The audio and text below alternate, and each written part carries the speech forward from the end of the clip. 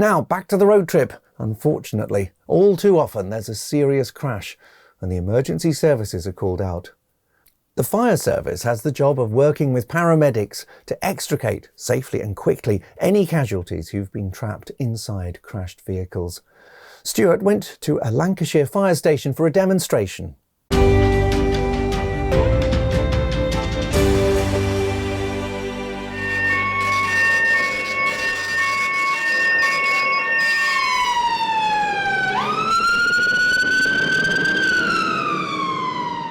So here we are, Project Edward, in Lancashire Fire and Rescue Service, compound at Leyland Fire Station, where we're going to be undertaking an extraction event. And the intention for today is we'll go through it in stages so that you'll be able to see what the process is once you arrive on scene, what the process is that they will take to determine how they're going to extract any potential casualties from this car here.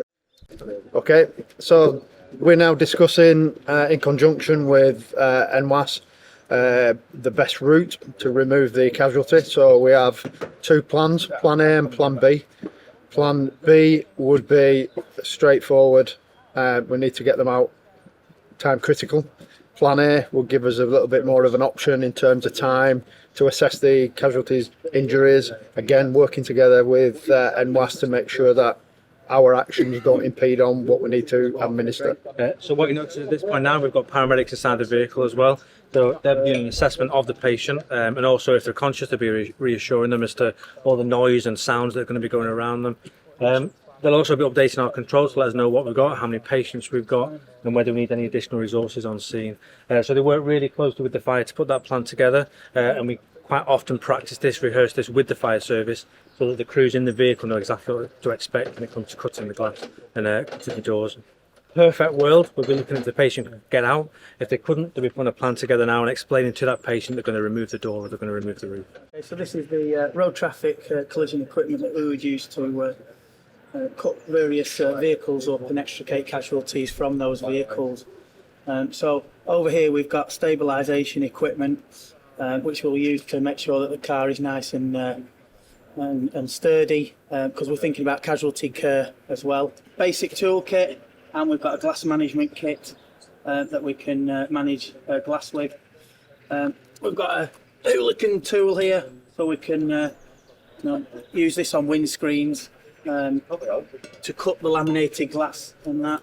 It came out on a long board, but the board isn't designed ergonomically for his spine. That's why it's been transferred onto what we call a scoop, which the ambulance service carry. Yeah, and our final phase then is just our clean up, servicing the kit, making sure it's ready for the next incident, and then welfare of our crews. So you see now the patient getting moved into the back of the ambulance, and I think sometimes you may wonder why the ambulance doesn't drive away straight away. So when they get into the back of the ambulance, they're going to be reassessing the patient, kind of fix any problems that they might be having at that time, and then they will be off to the hospital. The other thing to add as well is that sometimes they might not go to that nearest hospital, so people often wonder why that the case is. So we have major trauma centres across the UK, and they're the ones that are going to be able to deal with this patient better than some, or more appropriately than some of the local hospitals.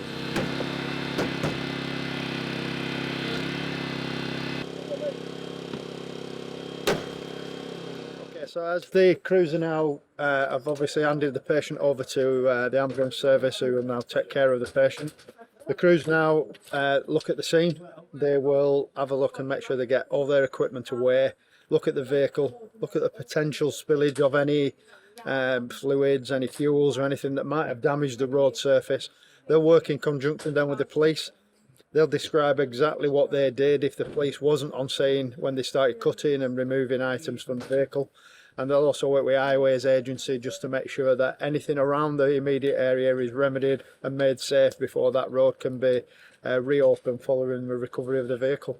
This is a very sterile environment, and not usually the environment that we look at when we actually turn out for it for real, but it's a brilliant practice environment. Okay, thanks very much, Mick, and thanks for your support. So Project Edward would particularly like to thank the members of Lancashire Fire and Rescue Service and also the North West Ambulance Service, who you've seen today have been reenacting a potential scene of a road traffic collision, and also how that they plan and prepare so that should the unfortunate and the unexpected happen, they have the policies and procedures and the practice put in place to get people out of those vehicles and into trauma care as quickly as possible.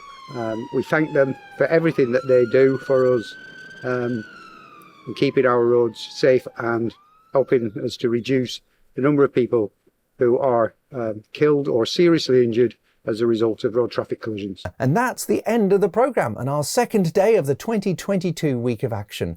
Thank you to everyone who helped with today's events, our partners, and to you for watching. Don't forget to follow our social media channels. We're on Twitter, Facebook, LinkedIn, Instagram and YouTube. Like and share our messages if you can, and post your own road safety messages adding the hashtag #ProjectEdward. Also, check out the Project Edward podcast, Are We There Yet?, which you can access on the Project Edward website or wherever you normally get your podcasts. And remember that National Safe Speed Day starts at 7 o'clock tomorrow morning with a 24-hour period of concerted speed enforcement by police across the country. I hope you can join us again tomorrow evening for an update on that and the rest of the road trip as our intrepid road trip crews visit Cardiff, Preston and London. See you tomorrow.